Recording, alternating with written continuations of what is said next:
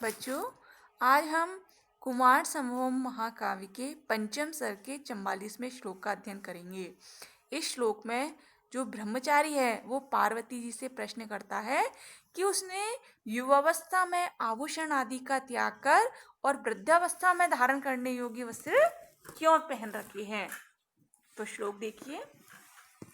किमित्य किम इति किमित्य अपास्य भर आभरणानि यौवने धृतं त्वया वार्धकशोभि वल्कलं वद प्रदोषे स्फुट चंद्र तारका विभावरी यदि अरुणाय कल्पते।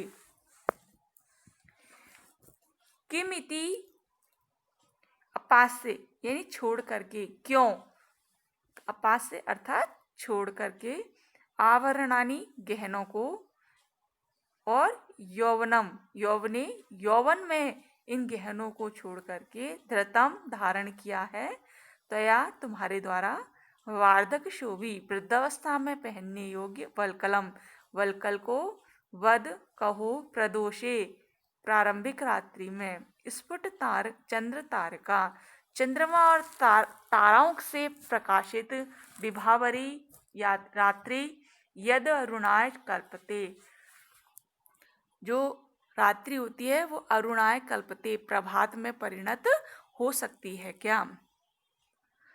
संस्कृत अन्वय से देखिए कि त्वया यौवने, हे गौरी, युवावस्था में तुमने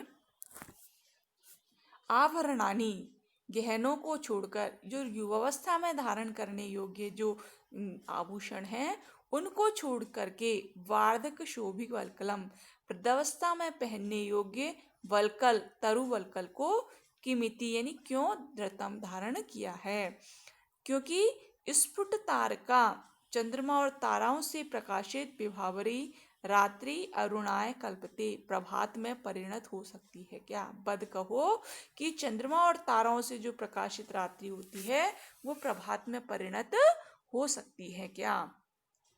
किमित्य पास्य भरणानि यौवने धृतम त्वया वार्धक शोभि बलकलम, तुमने युवावस्था में पहनने योग्य आभूषणों को पहनना चाहिए तो तुमने ये आभूषणों को खोलकर तुमने वृद्धावस्था में पहनने के योग्य आभूषण क्यों धारण किए हैं।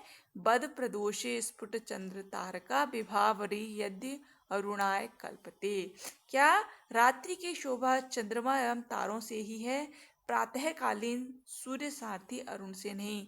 कि बोलो कि स्फुट चंद्र तारका यानी कि जो चंद्रमा और ताराओं से प्रकाशित रात्रि है वो प्रभात में परिणत हो सकती है क्या, ये कहो।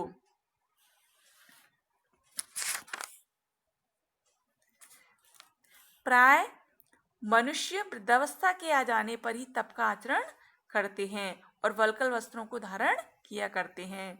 युवावस्था में तो वे नाना प्रकार के आभूषणों के द्वारा शरीर को सुसज्जित किया करते हैं, किंतु तुम्हारा आचरण तो इसके प्रतिकूल ही है। तुमने तो वृद्धावस्था में ही अपने सुंदर आभूषणों को त्याग कर वल्कल वस्त्रों को धारण कर लिया है। इसका क्या कारण है। हे पार्वती, सायकालीन रात्रि की शोभा चंद्रमा और नक्षत्रों से बड़ा करती है, प्रातःकालीन बालारुण से नहीं। अतएव युवावस्था में तुम्हारा वल्कल धारण करना नितांत अनुचित ही प्रतीत होता है। अरुणाय यहाँ पे आया है, प्रातःकालीन लालिमा को धारण करने से यहाँ पर क्रियार्थो पदस्य च कर्मणि स्थाने से चतुर्थी विभक्ति होती है और सूर्य के रथ के का सारथी अरुण है, इसके जंघाएं नहीं, अतः इसे अनुरूपी कहा जाता है। इसके पिता कश्यप तथा माता का नाम बिनता है, इसी का छोटा भाई गरुण कहा जाता है। अरुण शब्द का अर्थ लाल रंग भी है।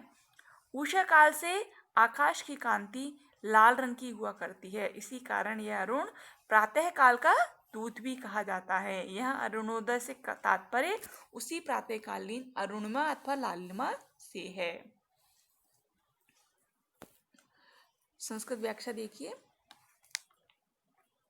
त्वया, त्वया को क्या कहेंगे संस्कृत में, भवत्या, पार्वत्या, यौवने तारुण्ये, आभरणानि विभूषणानि, अपास्य विहाय, वार्धक शोभी, वृद्धत्व शोभी, वृद्धावस्था परिधान योग्यम वल्कलम वृक्ष त्वक धृतम धारितम प्रदोषे रजनीमुखे स्फुटचंद्र तारका व्यक्तेन्दु नक्षत्रा प्रकाशमान चंद्र नक्षत्रा विभावरी निशा रात्रि अरुणाय सूर्य सारथिनेन कल्पते यदि अरुणम गंतुम कल्पते तरी बद ब्रूहि।